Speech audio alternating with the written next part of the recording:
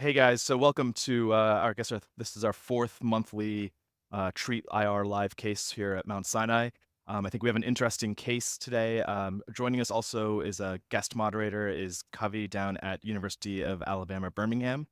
I'm going to introduce the team. I think we have Dr. Aaron Fischman, Dr. Kirema Garcia-Reyes, and Dr. Tim Carlon, who's going to introduce the case and the team. So Aaron, to you. Good morning, Rahul. Good morning, everyone. Thank you for joining us today. We'll be presenting the fourth case in this series, and this is an embolization of a renal angiomyolipoma. Our patient today, she is a 50-year-old female. She initially was found to have a couple of renal masses when she had an ultrasound done incidentally while she was pregnant back in 2017. And then she's had some follow-up imagings from these AMLs slowly growing, and that's how she came to us on sort of standard medications for hypertension or asthma. So when she came and saw us in the office, her exam, vitals within normal limits. Her exam is unremarkable. She has no symptoms related to this, and she's never had any back pain or bleeding related to this AML. Her kidney function is normal, and the labs were within normal limit. So we repeated the renal protocol CT because it had been a couple of years before she came to us. She's got two large left lower pole masses, both over 4 centimeters. Okay, so this runs through pretty quick, but we've got still shots afterwards. So as we came through, you can just go back and then play the slide again. So we can see that run through. No vessel tortuosity here, single left renal artery on both sides and those two left lower pole renal masses. We can see we've got sort of a bilobed, but two separate masses at the anterior left lower pole, and they're both very vascular AML. So there's macroscopic fat, but a lot of vascular supply. And this is what it looks like in coronal, and just showing that single origin. And so our plan, we discussed in depth with her all of her options, including surgical resection, continued observation, and embolization. And Aaron's going to get into a little bit more of what we were discussing with her and what our treatment plan was. But our plan is a transradial approach embolization today. All right, thanks, Tim. So, as many of us know, when we treat AMLs, there's a lot of options here. I'll just tell you guys what we've done so far. We used a 5 French Serraradial, 110 centimeters, and we put that down into the left kidney. We actually did a DSA, a 4 for 16, and we have this picture here. You guys can see this on the screen. So when you look at these angiograms, sometimes it's challenging to find the AML vessels, and sometimes it's not. I think in this case, it's very obvious that there's one very large vessel medially that's feeding that medial tumor. And then we were sort of looking at this angio for a little bit and trying to decide before we put a microcatheter in which was supplying the other AML. And as is a standard practice of mine, I'll typically go into the harder vessel first and save the easier one for second if we have multiple vessels. And so I think in this case, I'm going to ask you guys to comment on this.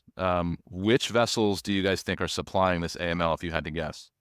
She's getting propofol, so she can't really hold her breath. Yeah, so to me, it looks like basically all the lower pole branches. Like, I don't know how. Okay, that's an interesting thought. That was not my initial thought, but what do you think, Kavi? I think definitely that medial one in the lower pole supplying that medial AML. Yeah, I totally agree.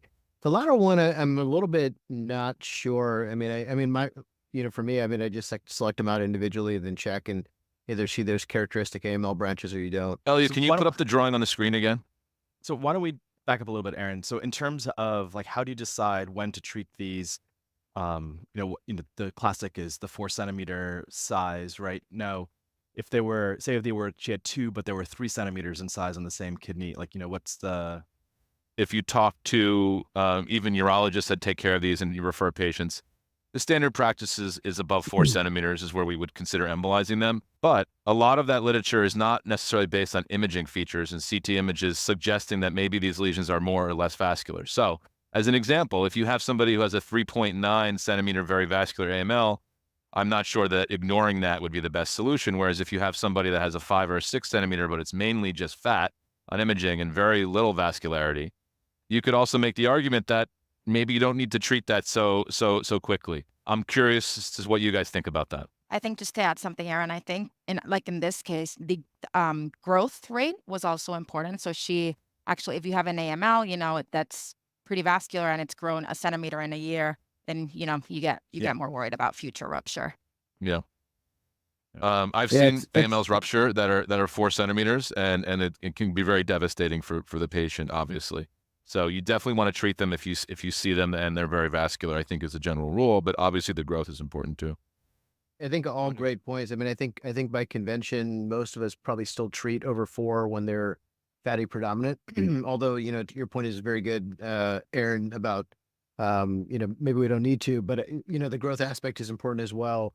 I'm curious, if you have an AML that's a little bit oddly shapen and you measure 5 by 2, right? 2 centimeters in that kind of short dimension, what would you do with that? Well, that's exactly my point and why these numbers. Yeah. And again, it's the same thing with aneurysms, right? If you measure them in one dimension and you don't do it in the center line measurement, is that really the most accurate way to do it?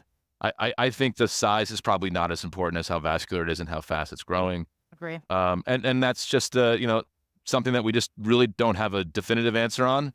But if you just go by literature, 4 centimeters is probably where we would most of the time try to think about treating it. So the other question is, this is unilateral, but you guys see that? Yes. Do you ever screen your patients for, tuberous sclerosis or some sort of syndromic issue? Yeah, I mean, we have imaging. We started with a CTA. There's no other lesions on this patient. She has no family history of anything of the sort. But absolutely, especially when you have multiple AMLs, you have to think about that. But these are small on the small side. Typically with tuberous sclerosis, in my experience, they tend to be bigger. So this is the purple line here. And that vessel jumped out at me a little bit because what I described it as almost non-anatomic. And if you go back and just look at this angio again, that vessel doesn't typically, a normal kidney doesn't have a vessel that makes that turn. So we were attempting to get into that vessel before we went live. And now we have a microcatheter. This is a True Select. We started with a True Select, but we have other options here. And we did an angiogram here, and we don't really see that vessel so well. So I think what we're going to do now is we're going to zoom in a little bit and do another angio with a 3cc medallion. And we're going to take a look and see what you guys think of the angio here. So there it is. So we do see it now. So Aaron, we typically embolize these. Obviously, you're going to embolize it here because that's what we're showing. But, other people have discussed doing alternative treatments such as, ablation and partial resection. How do you decide? I personally think embolization is the least morbid. With especially when you're doing ablation on a kidney and a large lesion that's vascular and has surrounding structures. I think embolization, in my mind, is the least invasive, and I would always start with that, unless I didn't think that I could, embolize it effectively. But again, if the lesion's not that vascular, it probably doesn't need to be embolized anyway. So I personally do embolization for almost all of them, unless there's a reason why I can't. When I look at this angio, guys, I'm not exact. There's another vessel, obviously, which we saw that's coming off more proximal. But now we have multiple feeders here. So we have this little feeder that goes to the medial branch, which I think we probably could get into. Mm-hmm. And then we have this other one that's a little bit more distal. Do you think it makes sense to try to catheterize those, or would you just take this whole lower portion? Go through it? That's a great question. I mean, I would try to be a little more super selective. Let me try to get into it. Sometimes let's do that while we're. But that's what I would do. I mean, remind me, Tim, this was a young female, right? Correct. 50-year-old female, but like very, very healthy. Okay. We're chatting with her, I mean, we want to preserve as much, as many nephrons as possible, right? Exactly. That's always the idea here. And I think to Rahul's original question, I mean, that's a great point. Like, if you can't get into one of these branches, and you're not sparing that much normal kidney, or you're taking a little bit more normal kidney, maybe that's where some of these other treatment options come into play. Yeah, that's a great point. We have a couple options here in terms of microcatheters. This is a True Select, 155 centimeters, because we're from a radial approach. We also have a 150 centimeter Sniper, which we were thinking about using for that bigger branch there, more medial, because it was off the main trunk and we wanted to potentially prevent reflux. So I think we're going to try to use that for that branch. And then with this microcatheter, we're going to try, if we can, to try to get that tiny little branch there. I think if we go down that main trunk, we'll probably have a better chance of getting into it. You also see that we have a little bit of buckling of the microcatheter further up. So in theory, we could put this base catheter a little bit further in if we wanted to give us more support. I also think we probably need to recurve the microwire maybe a different curve. to get a little bit better angle. So what Tim's trying to do is leave this microcatheter a little bit more proximal. And then we're going to maybe take another picture from this spot, and then Kirema is going to reshape the microwire. And maybe if you guys want to see the shape that she's going to use before we put it in, we can take a look. For these, I like to use, as I said in other cases, a question mark type shape. So we're distal to it here under the live fluoro, and there it is, a little bit more proximal. It's a little small, this vessel, and it's probably smaller than the microcatheter. So if we get into it, that would be great. If we don't, I don't think it's the end of the world. Yeah, it's a little bifurcation there, it looks like. I don't know how you feel, but to me, that's like an acceptable amount of kind of normal parenchyma there to take in a situation like this. Yeah, I think if you try to get too subselective, you're just going to end up missing parts of it. So yeah. So you guys would embolize from here? So.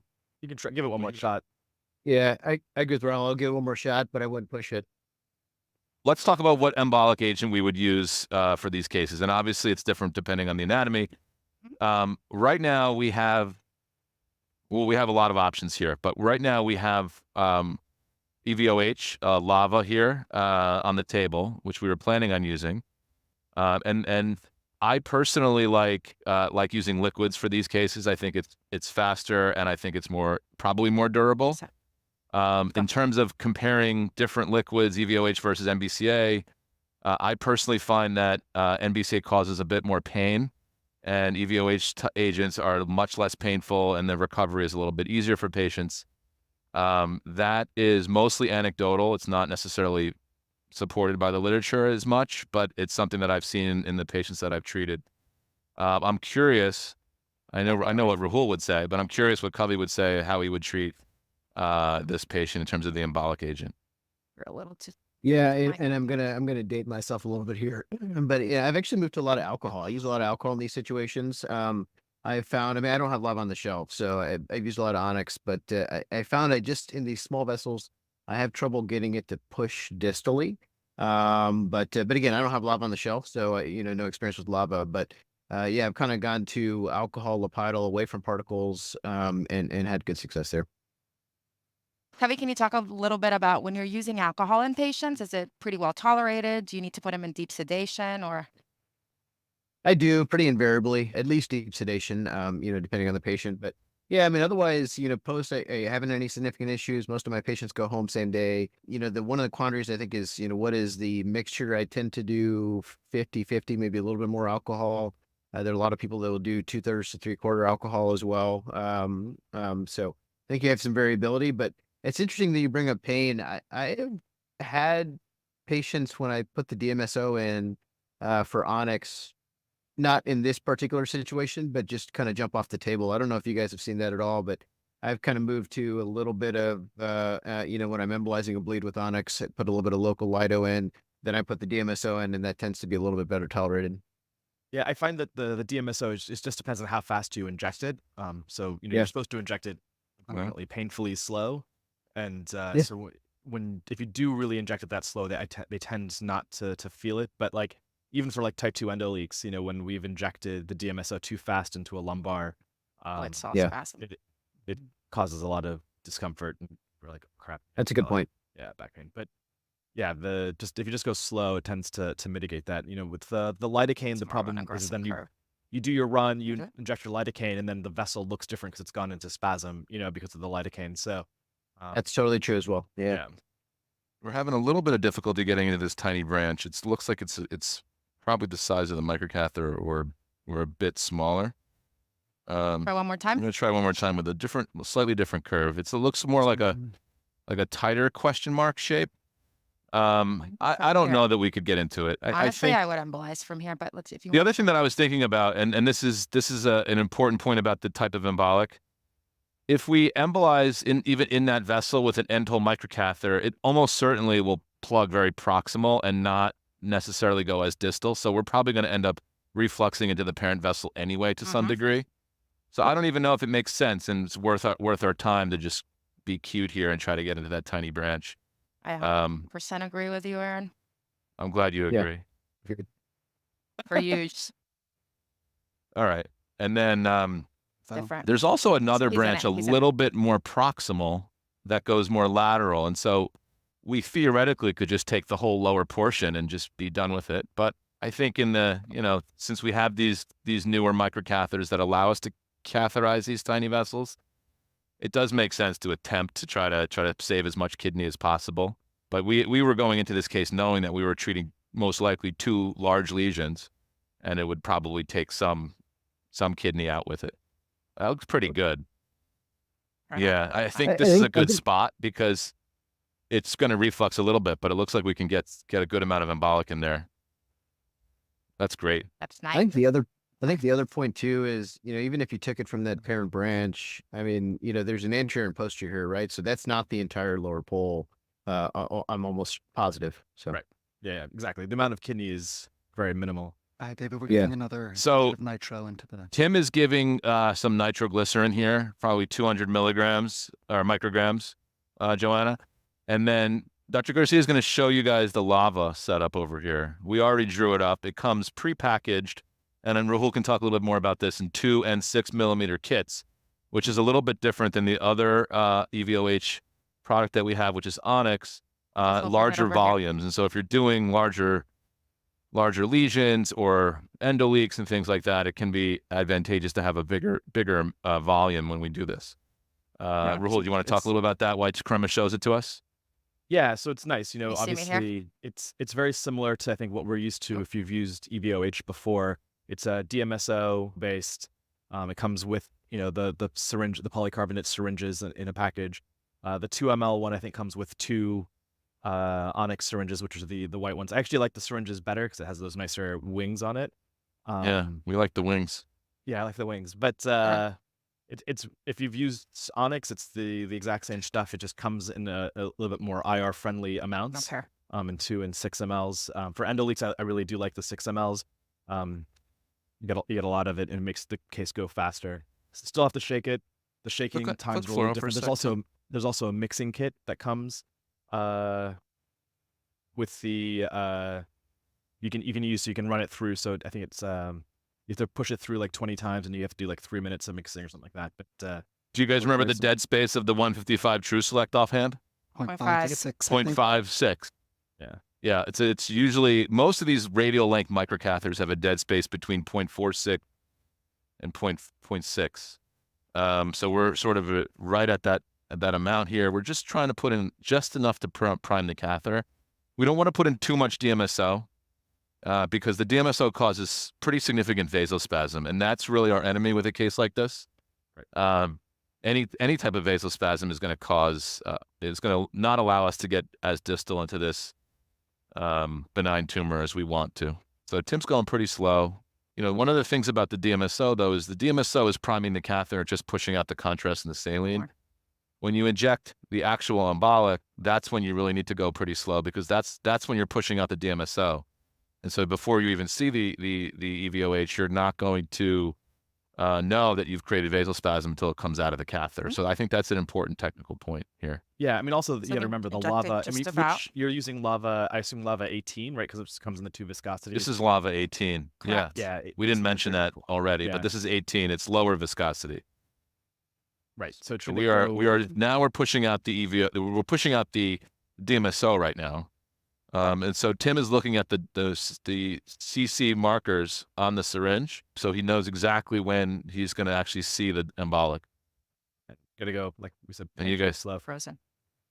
The Yeah, I mean, again, you can go faster depending on what microcatheter you're using. I will go faster with a balloon catheter. yeah. And we're going to show you guys that probably next when we go into the other branch, and we'll see where we're at. And then the other the other portion of that tumor laterally might require maybe even a third treatment. Yeah, I mean, but the we'll thing to see. remember also, lava and onyx, basically the 18 and 34, the only difference between the two is the amount of DMSO mixed in with the EVOH, right? That's how they change the viscosity of the two, right? I believe it's So like 6% versus 8%, Rahul. Is that exactly. correct? Yeah, I think that's correct. Yeah. In Europe, there's a third iteration that's just not available here. I think it's like a 4 There's a 12. or 12. Yeah, There's a so- 12, I think, right? Yeah. Yeah, there's a 12. Yeah.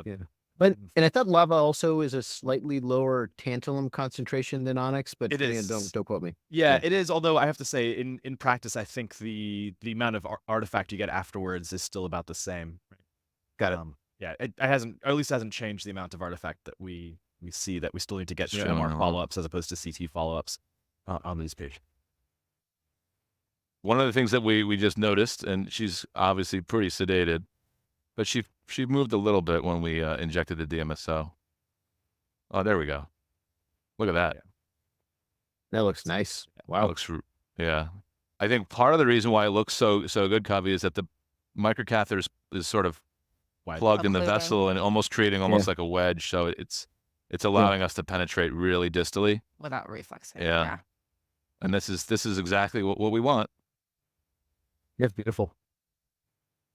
The other thing that bothers me about cases like this with the renal branches is you get this loop as it comes out of the base catheter, and that sometimes doesn't allow us to cannulate some of these angled vessels so easily. So I'm happy that we were able to get into this. Yeah, We're gonna just go slow, and we're almost done here. It looks like, but I think we're reflexing a little bit. remember, there was another branch that was feeding this from that more proximal. So it's possible that we can occlude that branch from this branch. I don't know that we will be able to, but it is possible since we're so wedged. We're going to wait a few seconds and then maybe inject a little bit more. But we did get a little non-target there on the side. Not worried about that. I find sometimes that non-target isn't actually really occlusive, right? It's just sort of like a layer on No. the side of the wall. I think we're The, probably done, right? I Yeah, think that's a so good point. too. So Aaron, obviously this patient's wanna- not bled. How do you treat patients that are, come in, through the ER who've bled, right? So they're sort of in the more urgent/emergent setting. Do you still use Well, lava, or would you use something else? I don't think I would use EVOH in that case, because somebody who's actively bleeding, I would want to be as quick as possible. So in those cases, Blue. probably NBCA.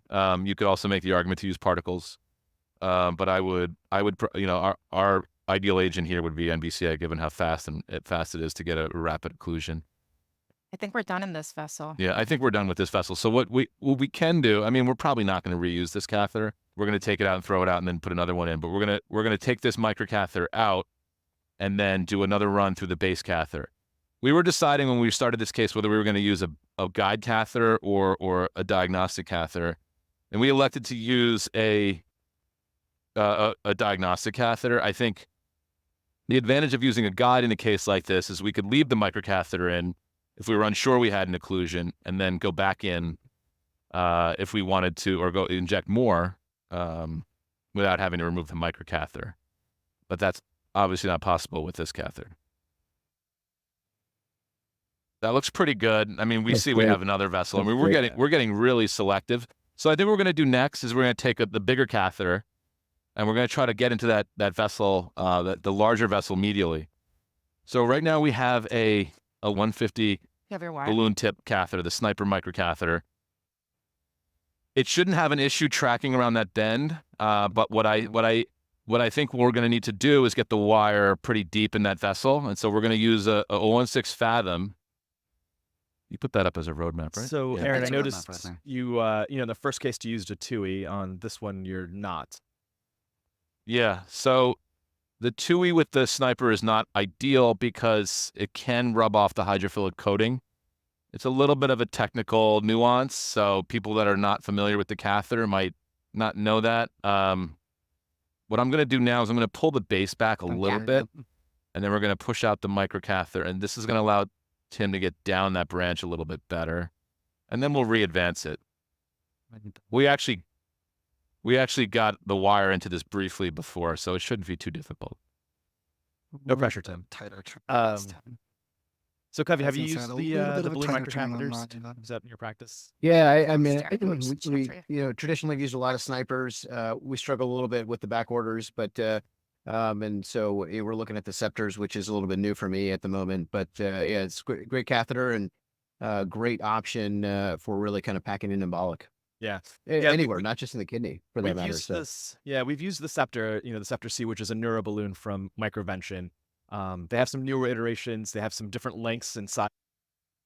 It's got some weird idiosyncrasies that I think are important for neuro, but not necessarily important for us because it has like a dump valve and things like that. And it's a little bit more sensitive to the pressure. Like it's a little bit more prone to rupture than I've seen with the Sniper. The others, I think the Scepter C is 014, right? So it's a smaller lumen. So if you're trying to do like some people use, the Sniper for like Y90, I don't know if you can use a Scepter C for Y90. You may run into clogging. yeah, it's a great it's a great point. I mean, I'm looking at it more from like a flow redirection standpoint, Yeah. and preserving distal branches, things like that, For and then distal protection. embolizing for more. Yeah. Exactly. In a double micro type system. Yeah. But yeah, I think the IDU is 0165, but I can't remember the Sniper ID off the top of my head. You can put 018. You're right, it's a little larger. Yeah, you can get Sorry? an 018. You can get an 018 through Yeah. the Sniper. Yeah. And that I think that's the addition. So- Nice, perfect. This is perfect. So couple things about what we just did. Can you fluoro-say that, LU? The Sniper catheter is very trackable, and it will track around these bends very easily. I Some did. people feel that it won't, but it definitely Can you will. replay it? It's a much stiffer tip because it has the balloon mounted on it. So when you track around these very angulated arteries, you really need to have a fair amount of wire in there. You don't want to just use the tip of the wire. And that's another technical tip, I think, that's very useful with these balloon catheters, particularly this one. So we're going to take the wire out, and then we're going to do a quick little angio just to see if we like where we are, and then we'll inflate the balloon. I mean, that was Just a gonna great point good one. you all made about the TUI. I don't know how common knowledge it is. I actually didn't know that. I'll totally confess. Yeah. And so I've always used a Sniper through a TUI, and I've Over had here. times where I've had a little bit of difficulty tracking it. So I wonder if that attributes to that. So it's definitely more so on Do the nitro radial first. length. On the femoral lengths, it doesn't seem to be as big of an issue. Just obviously there's more coating on the longer catheters. Yeah, sure. But we've definitely seen that, and we've gotten like stuck inside. We can get it out, right? But you just can't get it, or meaning you can remove it, but you can't get it Damn it. through the base catheter. I'm giving another 200 on Yeah. that. Yeah. It can be quite frustrating. So we're yeah, putting a little more totally, nitro, with 200 of nitro here just before we inflate the balloon. We're going to zoom in on the balloon, and Tim's going to inflate this for us very slowly. We use a 0.25 cc syringe here with 50/50, and we're just flushing the nitro right now. And then we're going to watch the balloon go up. Usually the balloon goes up very slowly, and then it pops open. So we're going to watch and just do a little bit. And if you guys could focus on our hands here while we do this. Just a little bit closer to that blue thing on the Got it. syringe. Can I get the Yeah. rest of the DMSO, please? And we're looking at that black dot there. And once we see the black dot with a little contrast around it, we're going to stop and lock it. Ellie, where's the rest of Sometimes the there's a DMSO? little air in the balloon. Even though you prep it really, really well. So Tim's going very slow here. Just so everybody can see. Is as slow as I injected the lava. If I mean, you that by happen to itself is impressive. inflate I the don't know that I balloon, have the patience to do that. Tim is very patient, Kavi. He wins the patience award, Yeah. actually. That was He's definitely more does. patient than He me does. and Patience Rahul, and perfectionist. and even Dr. Garcia, I would say. I think we're probably a close. You think it's Kavi up? Comments on And can I get a- Kirema's patience. A tiny bit more. Don't see the contrast yet. And I apologize, I prepped this before. So I'm pretty good at prepping it, but it's also possible a little bit of air got in there. Contrast in the. I don't see anything. I see contrast So in this the is actually color. my challenge as well. I tend to go a little bit more than 50/50 contrast in the syringe. That helps Yeah, me a little bit, yeah. but I mean, this is always my challenge also. Look, here's the thing. We can start injecting the embolic, Thank and you. then if we see it refluxing and it's going past the balloon, oh, wow, look at that. Oh, there you go. You were right, Tim. Yeah, I mean, the other So thing is what what happens happens sometimes is when you it goes open slowly, right, Rahul, and then it all of a sudden opens up. So the other thing is So- even though the two lumens don't Sure. communicate, Let's just the inject the pressure DMSO. I have it here. the pressure of injecting the injection port will push on the channel for the balloon, so you'll get a little bit extra inflation as you inject. Now there's a small off chance that we ruptured the artery here. If you look at the way that the balloon deformed the vessel, it's bigger than the vessel. It's also possible that's just the elasticity of the vessel, which is usually what happens. But even if we did rupture the vessel, it's not going to make really any difference because we're going to embolize it on the way out. So I'm sorry. Did you do a run with the balloon up? I didn't see that. we did not. We're just going to go ahead and embolize. And then what's the dead space on your sniper there? The sniper's a little bigger. I think the sniper is almost 0.6. I 0.6? agree. In the Over one, 0.6. yeah, in the one. In the 155. The DMSO we can inject faster than the into the catheter, faster than the way we inject the EVOH, right? Because that we're just flushing out the saline in the country. Yeah, so you can inject like the first 0.5 mLs pretty fast because you're just flushing out the saline. Exactly. Which is the last bit you have to go a little Right. slowly. Yeah. Weren't we just talking about patients? Well, Tim is perfect for using EVOH because he has more patients than we do. Why we embolize this vessel, and I'm pretty sure this is going to finish off this one medial tumor. This is the one that was larger, and I believe it is also more vascular, which is good. The smaller one is approximately 4 centimeters in diameter. It's the one more lateral. I think we probably have to go maybe past that other branch that we were in before and then take out. I think there's probably 2 branches there is my best guess. So we could do that with a balloon catheter. We could do it with an end hole catheter. I'm not really sure. Unfortunately, we have to use multiple microcatheters here, which is one of the downsides with using this type of liquid embolic. If we were using particles, as many of you know, we would probably be okay using the same microcatheter each time. So it is a downside. Rahul, do you have any comments on that in terms of cost and things like that? I agree, but right now, at least what's available in the U.S., this is the only liquid that's going to go this distal. That's FDA approved, right? The conformables won't go that far. It's not designed to go that far. Right. Now, there are some liquids that are coming out, new ones that might be able to get us more distal, but we don't have them yet. Look at that. So you can see the difference here, like the way it's flowing. Right before, it kind of was running away from the microcatheter, and when the first smaller branch, Yeah. now it's kind of making like the lava, like the actual lava, right? Like What are you you can trying see to it do? sort of flowing and then pushing forward. You can actually inject pretty fast with a balloon catheter. I'm just trying to give us a better view here. That's probably better. I like This way. It's pretty good. Anybody had a post embolization recurrent or bleed, rupture, anything like that from a slightly more proximal pseudoaneurysm, something along those lines? I know it's reported in the literature. I know people have seen it with more particle embolization. I would assume that would be an advantage of liquid embolization here. Yeah, as well. that's a great point, Kavi. I have not seen it with liquids. I have seen it with particles many years ago when we used to use particles primarily. So great point, and I think that's one of the reasons why we're using a liquid here. I mean, I guess that's a good question though. So if you see on your angio that the patient has multiple little pseudoaneurysms or even bigger pseudoaneurysms, would you still use Lipiodol alcohol, or would you switch or I don't know. I would switch. Yeah, I would probably switch. And I mean, the other question I have for you all, I mean, would you use an adhesive or a cohesive embolic from a liquid standpoint?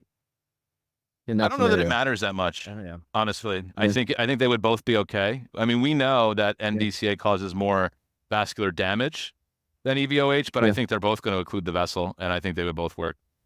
Well, so what are we seeing here? What do you think? I can still get more in. It's coming around. Yeah, we're going to keep going. Yeah. I mean, we're taking our time here, but I think we can get more in.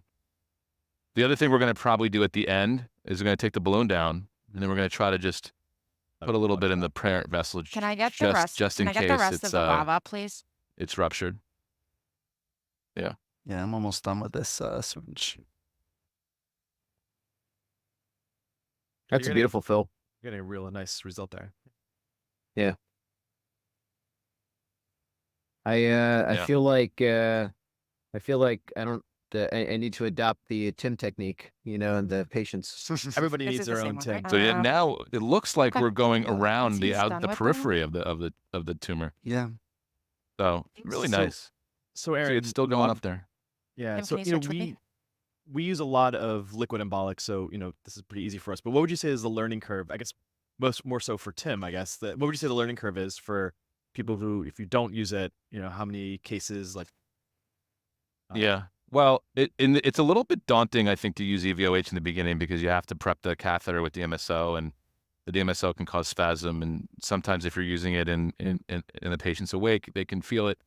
But this is a really good embolic agent when you want to be very controlled about your injection and you want to try to save as much tissue as possible. It's not critical to use it in the kidney, I don't think, because we can do these cases and take a little bit of normal kidney and be okay with it.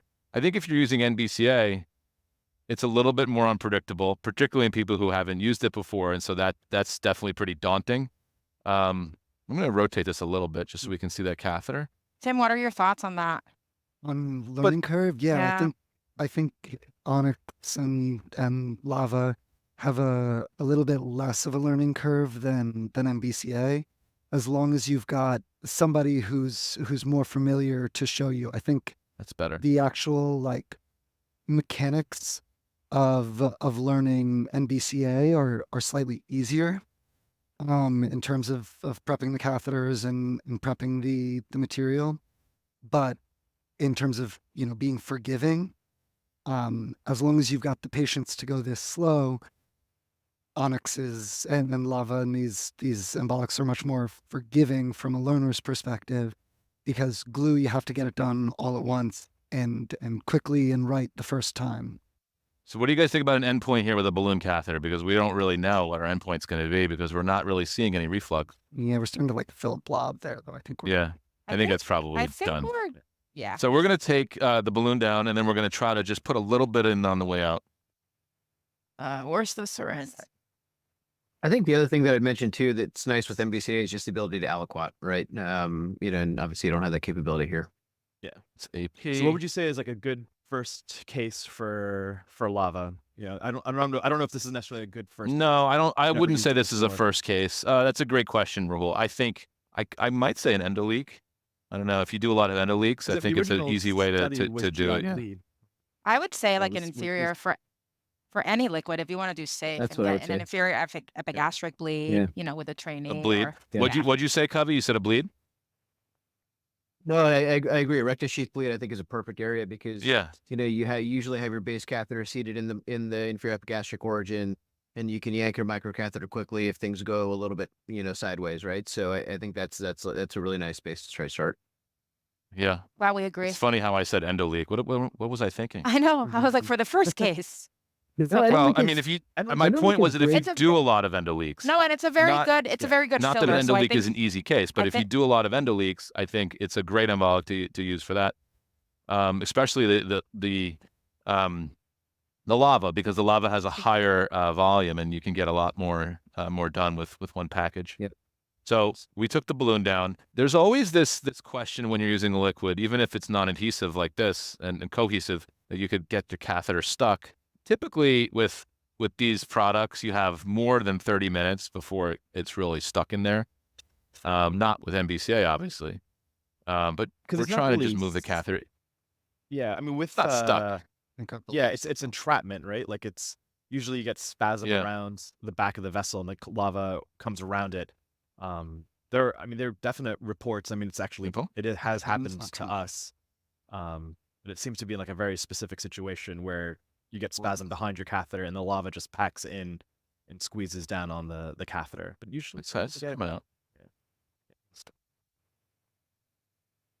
your balloon is completely down. No, the balloon's still up. That's the problem. Okay, so that's Sometimes the balloon doesn't come down because it's stuck in there. Let's take a look. Yeah, it's a very small lumen, right? You have to. That's It the almost reason- feels like when you're pulling these out, it's like you're stuck in the mud and you have to put gentle traction on it. Yeah. There's still some air in there. very few there. Well, and I think I think Rahul done it made this 3 point times. earlier. The lumens I'm in the catheter It's actually I free think swelling, I collapse think. into each other a little bit. And so advancing one thing through one lumen can sometimes affect the other lumen slightly. It's just something to know about the catheter. Okay. So we pulled it out. It just sometimes it feels like it's like stuck in the mud. Yeah, I mean, the issue with glue here is you can't be this patient, right? Like, you would never be able to. I think we leave it popped out of the alone. reel. Let me push it back in.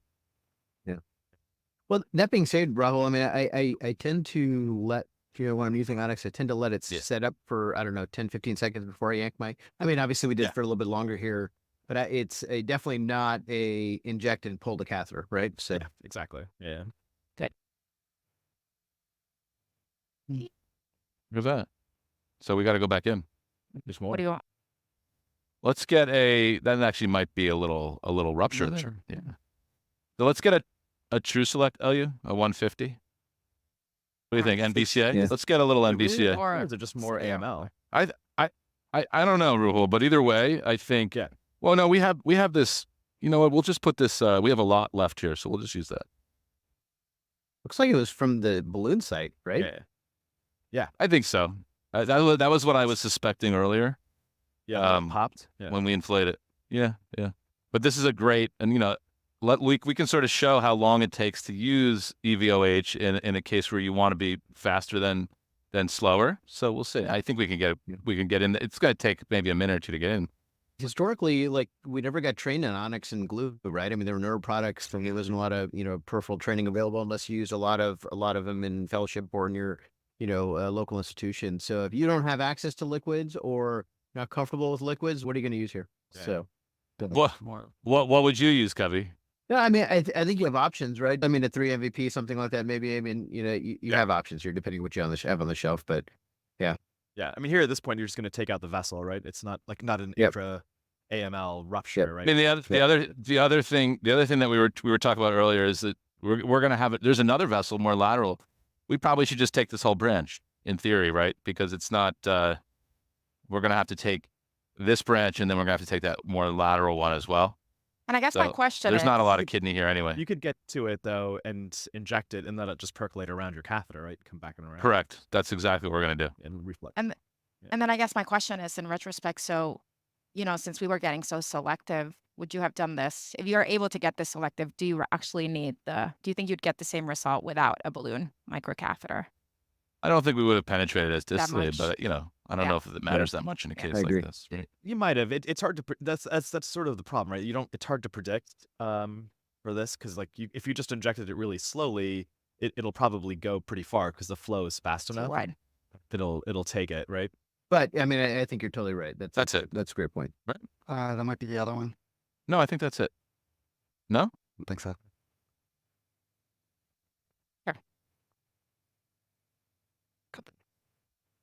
That's You think that's it? Take a look. See. It's a little different.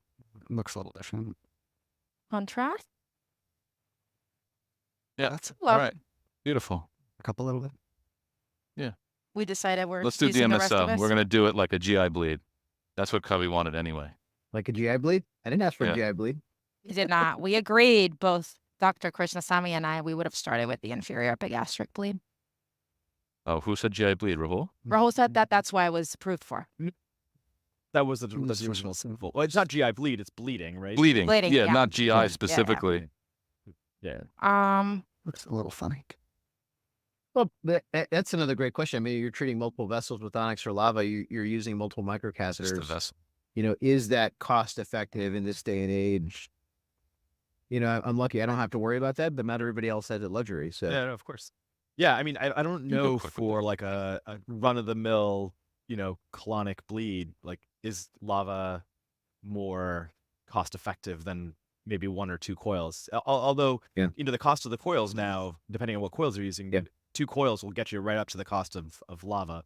The issue absolutely. with coils though, and sort of why we use a lot of liquids is that it's somewhat dependent on the patient's condition, right? So if they're on, Coumadin or, on some sort of anticoagulation, the coils don't work as well. You also end up with a situation where you put 2 coils in, you don't have any space, but it's still flowing through your coils, right? And you either Yep. be patient and hope that the fiber's occluded or figure something else out, right? And so that's Yeah. that's where lava or glue are nice because you don't really care. The patient can have have an INR of 10 and it'll still work. Yeah, that's a good point. So when we were talking about this case initially, we were saying how cannulating 3 different vessels to treat these 2 AMLs, at least 3, may have been too acute to do this case. And so what's your thought at this point about just taking that whole lower branch, which includes the other branches that are feeding the AML? What do you guys think? I think if you get control here, I mean, I'm always looking at this from sparing as much kidney as possible. I mean, young healthy females. So, I would probably go out for them individual if you get control here. If something happens and you don't have control here, I think you take the whole branch and there's nothing you can do about it. Rahul, what do you think? Yeah, no, I agree. I think if you can try and be more selective, it's always great. At some point, though, you end up with diminishing returns. Like if you're saving, Yeah. 1 or 2% of the lower pole or of the Sure. left kidney, and you're like just a lot more radiation, a lot more contrast. I'm going to tolerate a little bit of reflux here, just a little. We're going to just go right up to the origin, I think. Be nice to have a guide cath for it. I know, it would be. So in terms of guide cath, we can talk about that. There's a couple different options. There's a runway guide cath, which is 6 French, which is 110 centimeters, which we use a lot. They come in JR4 shapes and MP shapes, as well as the femoral shape. And then there's Cordis makes Merit. Which one? The FR4? Yeah, they make an FR4, but not a JR4, right? Yeah. I think they make both. And then there's also the Merit Concierge line, which goes up to about 100 centimeters, I believe. And that comes in all different shapes, including the ultimate shape, the Sarah shape, which is the same as the Sarah shape, and then other Cobra shapes and things like that. And then there's the Cordis line, which is somewhat new. And those are, I believe, 115 in length. From as you're passing a guy pretty good. up the That's what I was gonna arm say. from a radial approach, what is your technique? Do you worry about a razor effect? Or just let it go if it goes? What do you typically do? Yeah, I mean, again, it's sort of the general IR technique. If you push gently, and if it doesn't go, don't keep pushing, right? You're probably stuck, and so you can load them with a diagnostic catheter. Definitely. The Wait. cardiologists talk about Unsubtract using the BAT technique, right? So they use a balloon, Yep. put an 014 wire, an 018 wire, and put it with the balloon to use it to the operator. It's kind of annoying for us. Can you 'cause, play that? we typically do everything over an 035, and then you have to switch to an 018 or an 014. And Looks then put good, right? it in. Depends on where you look. But yeah, usually you can Yeah. through a 6 French guide, you can sometimes get like a 5 French glide cath or Yeah, a 4 looks French good. glide cath, and that gets rid of the razor effect. The other sometimes just spin the guide, right? It'll get it off the edge. Yeah. You wanna? So we preserved pretty much the Great entire point. lower pole. There's no non-target at all. And it doesn't look like anything's really bleeding there. That's fantastic. We have this other lesion we can go after. We probably should do that while we're here. And preserve the that main trunk that goes to the lower pole. It's I up get to you another- guys if you want to. I'll leave it up to you, Rahul, if you guys have Another any more tristle? Well, I questions, or if you want to watch that part. We're getting onto close to the end hour. of the hour, I believe. Yeah, we're getting close to the end of the hour. So I think look, you could also make the argument that it took you an hour to do this, which is a great result, and I think it's still pretty quick. But maybe you can also stage it, right, and do one now and one later as well, right? Yeah, I mean, it's hard for me at this point, given that we have a catheter here in the artery, just to Of course, ignore yeah. it. But yeah, we could do that. I think that it's not unreasonable. I'm not saying to do that. I'm just saying you could make that argument. You definitely could make the argument.